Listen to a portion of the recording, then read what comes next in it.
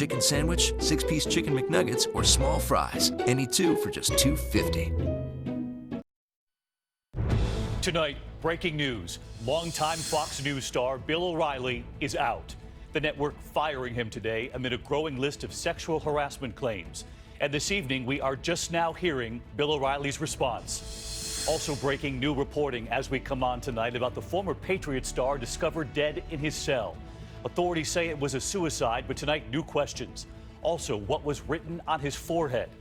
The stunning fall on the same day his former team headed to the White House. Reversing course? New questions tonight after President Trump said a very powerful armada is on its way to Korea. Was the ship really headed toward the Korean peninsula at the time, or was it headed someplace else? And the headlines overseas tonight asking, was the White House lying? The tornado watch up right now, severe storms hitting tonight. And news this evening on the condition of former President George H.W. Bush. This is ABC World News Tonight with David Muir. Good evening, and it's great to have you with us here on a Wednesday night. And we begin tonight with the bombshell announcement from Fox News that their biggest star is out amid growing reports of sexual harassment that sparked an advertiser revolt. Bill O'Reilly, the anchor of the cable network's most popular show, will not be returning after a 2-decade run. The announcement coming with O'Reilly on a planned vacation. He was seen today shaking hands with the Pope at the Vatican.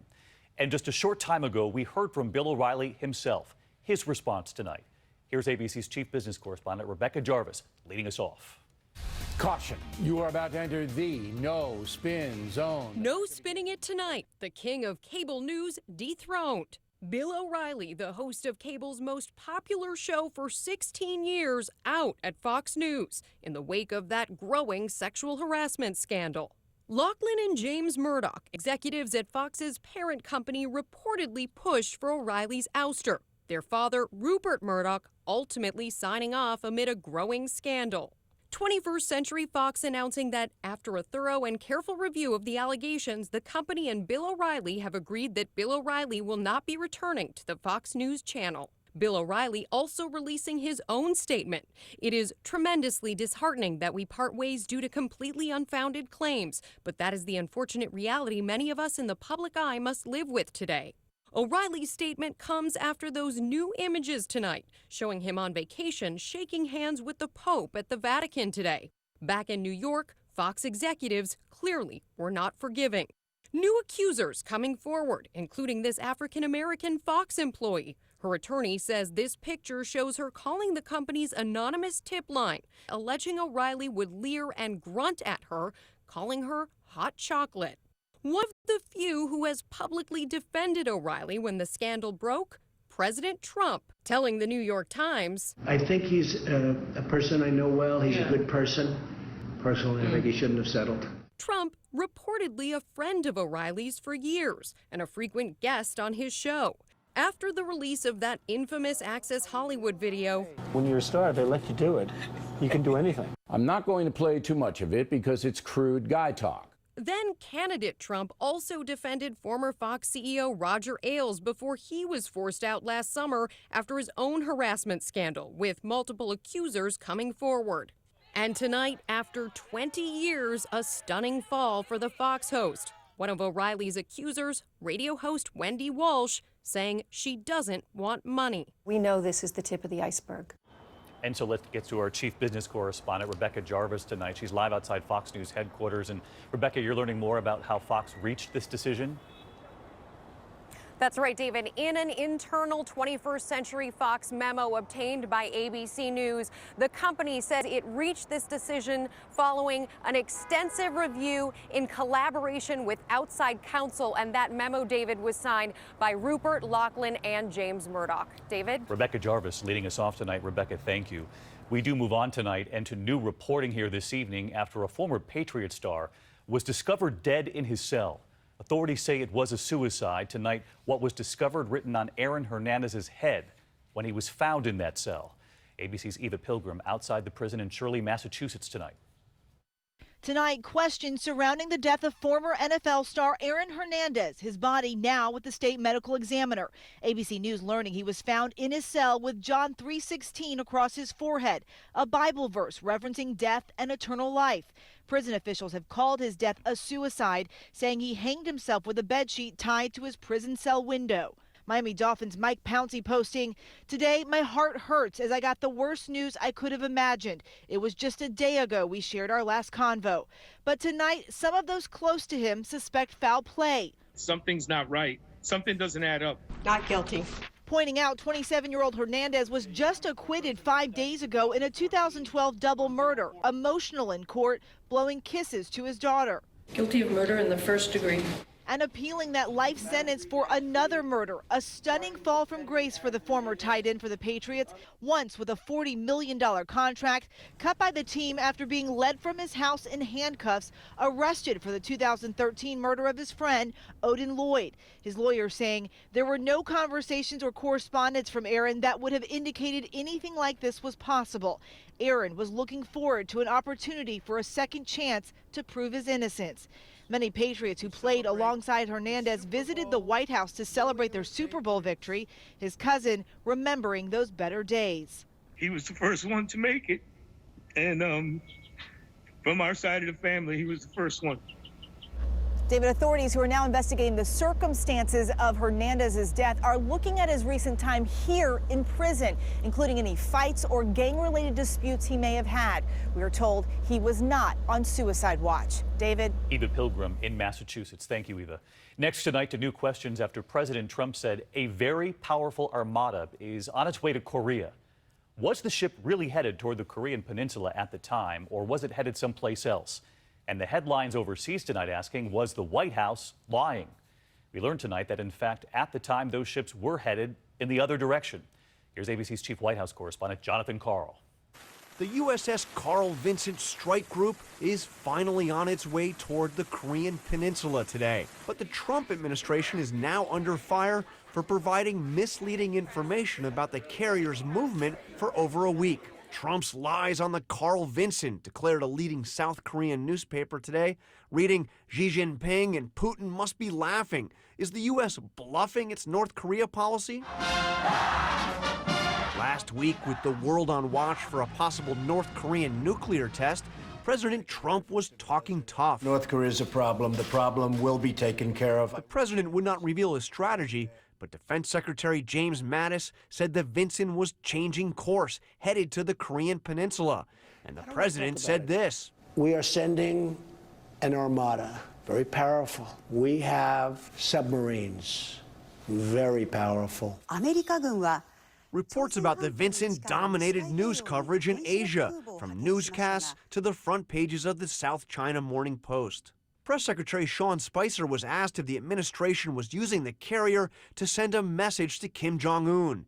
His answer made it sound like the carrier group was indeed racing to the region. When you see a carrier group steaming into an area like that, the forward presence of that is clearly, through almost every instance, a huge deterrence. But the USS Carl Vinson was not, in fact, on its way. It was more than 3,000 nautical miles away, traveling in the opposite direction, heading south, away from the Korean peninsula to a previously scheduled joint military exercise off the coast of Australia.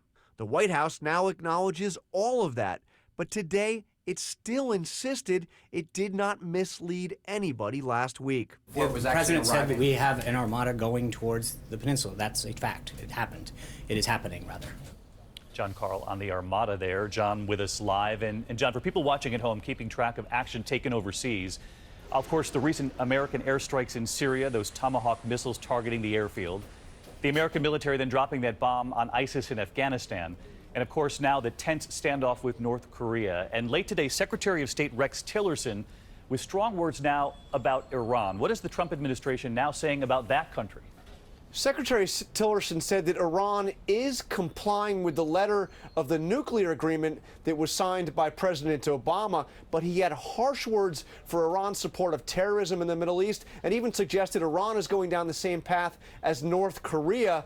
The administration is now conducting a review about whether or not to drop out of that nuclear agreement, David. All right, John Carl with late news on Iran tonight as well, John. Thank you. And one more note from Syria this evening. A U.S. official now saying that the Syrian military has moved its aircraft from that base that was struck by U.S. missiles 2 weeks ago to another Syrian air base used by the Russians. They appear to be trying to protect their aircraft. The Syrians are believed to have fewer than 100 operational military aircraft at this time. We turn now back here at home to the special election in Georgia, being watched very closely by President Trump. Millions of dollars poured into that state by supporters of the Democrat. Jon Ossoff got 48% of the vote overnight, very close to that 50% mark needed to win the race outright. There will now be a runoff. He'll face former Georgia Secretary of State Karen Handel, the highest finisher among the 10 other Republicans in the running. Tonight, both sides are calling it a victory, but that Democrat came very close to winning on the first try in a district that has gone Republican for decades, a reflection of some of the anger at town halls across the country. And here tonight, ABC's Cecilia Vega. As the GOP gets its first scare at the ballot box at town meetings across the country, many Republicans are getting a fresh taste of voter frustration with the president. In Iowa last night, Senator Joni Ernst confronted with this question. I would like to know how you can support a man that treats women the way Donald Trump does. And he treats disabled people poorly as well. Would you say they're character flaws? I think he has a number of... It's more than character flaws. I think he well, and I think that we have a president that has a number of flaws. I think I support a majority of the policies versus the actual person. The president spending weekends in Florida. Ernst also agreeing with the constituent who asked why the president spends so much time at his Florida resort, costing taxpayers millions. Florida, I do wish that he would spend more time in Washington, D.C. That's what we have the White House for. That is something I think that has been bothering not just me, but some other members of our caucus. Trump has spent at least 24 of his 90 days in office at Mar-a-Lago. He won the election. At rowdy town halls, many Republicans are being forced to defend the president. There are some things that I agree with President Trump on. There are some things that I disagree with the president on. Today, one Republican familiar with the backlash, Utah Congressman Jason Chaffetz, announced he will not seek re-election, but said the decision was personal, not political. I just don't want to spend another 200 plus nights away from my family. It's that simple. The powerful chairman of the House Oversight Committee has famously championed the ongoing investigations into Hillary Clinton. They shook hands at the inauguration, but when the image played on cable TV, Chaffetz posting this picture saying, so pleased she is not the president. And Cecilia Vega with us live tonight from Washington. And Cecilia, lawmakers getting an earful there from constituents during recess. They're all coming back next week, and the list of issues on their agenda growing along with those complaints. David, that's right. Tax reform is on the agenda. Health care could be back on the agenda, but there is something even bigger on the horizon, avoiding a government shutdown. That could happen by next Friday if Congress doesn't pass a funding bill, David. And you'll be tracking it all. Cecilia Vega, our thanks to you again tonight. Next this evening, a tornado watch in parts of 3 states up at this hour after damaging storms across the South already. Look at this. Near Houston, flooded streets and homes after more than 8 inches of rain. This time-lapse of a storm moving in over Nashville, Tennessee. Heavy rain there, blinding drivers during the evening commute. This evening, millions into threat zone. Let's get right to meteorologist Rob Marciano live with the track of this thing. Hey, Rob. Hi, David. Today we begin a 4-day stretch of severe weather. Tonight, it's firing in Kansas and Nebraska. Tornado watch up there and into Iowa until 10 o'clock tonight. Elsewhere, a big hail and big wind, the main threat. The line itself expands into Kansas City, gets into Iowa, and thankfully spreads apart before it gets into what's now a chilly Chicago. Tomorrow, we expect a lot of action along that front, but the main, most damaging storms potentially in Detroit and Cleveland dayside, and then the action shifts back to Texas and Oklahoma late in the day with a larger system that will impact big cities like Dallas on Friday. David? All right, tracking it into the night, Rob, our thanks to you. And there is still much more ahead on World News Tonight this Wednesday, the firebomb attack. Authorities tonight hunting for the suspects caught on camera using Molotov cocktails on a home and a car. The residents were inside. They need the public's help. 4 minutes of horror, disturbing new reporting tonight in the hate crime shooting spree, who the gunman targeted and who he spared. And the new discovery in space, the new headline tonight, larger than Earth. Scientists saying there could be life out there after all. We're back in a moment. Predictable. The comfort in knowing where things are headed. Because as we live longer and markets continue to rise and fall, predictable is one thing you need in retirement to help protect what you've earned and ensure it lasts. Introducing Bright House Financial, a new company established by MetLife to specialize in annuities and life insurance. Talk to your advisor about a brighter financial future. There's a more enjoyable way to get your fiber. Try Phillips Fiber Good Gummies. They're delicious and a good source of fiber to help support regularity. These are good. Nice work, Phillips.